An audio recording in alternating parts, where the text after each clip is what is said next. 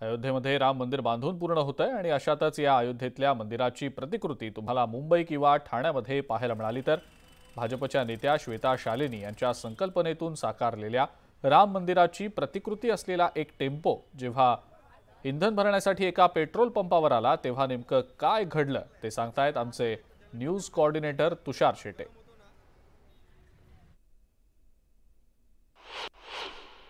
प्रभू रामचंद्राच्या प्राणप्रतिष्ठेची तयारी अंतिम टप्प्यात आलेली आहे आणि याचाच उत्साह संपूर्ण देशात दिसून येतोय।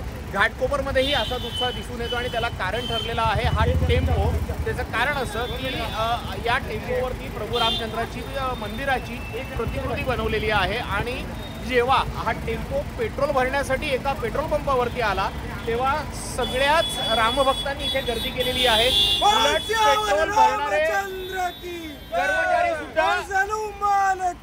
पेट्रोल भरणारे कर्मचारी सुद्धा पेट्रोल भरायचं काम सोडून पहिल्यांदा या मंदिराचे फोटो काढायला लागले, सेल्फी घ्यायला लागले।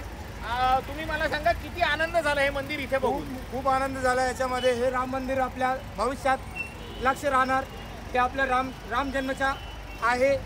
आपली खूप खूप खूप आभार आहे। मला सांगा तुम्ही मुंबईवरनं निघालेला आहात, ठाण्याला जाणार आहात, कुठे कुठे हा ट्रक फिरणार आहे? पूर्ण ठाण्यामध्ये फिरला आहे आणि जसं आम्हाला आम्ही मुंबई कुठे पण जायचं आहे तो आम्ही जातो। लोकांचं प्रेम, लोकांची श्रद्धा किती आहे बघा, कारण की इथे ज्यांनी फोटो काढण्याचा प्रयत्न केलेला आहे, फोटो काढल्यानंतर ते या मंदिराला नमस्कार करायला विसरलेले नाहीत। त्यामुळे प्रभू रामचंद्रावरती असलेली भक्तांची श्रद्धा किती आहे त्याचा प्रत्यय आपल्याला पुन्हा एकदा दिसून येतोय। आणि हे मंदिर ठाण्यामध्ये ट्रकवरचं हे फिरतं मंदिर ठाण्यामध्ये विविध ठिकाणी जाणार आहे आणि तिथल्या ठाणेकरांना या मंदिराचा नयनरम्य मंदिराचा लाभ ठाण्यात राहून घेता येणार आहे। तुषार शेटे, न्यूज 18 लोकमत, मुंबई।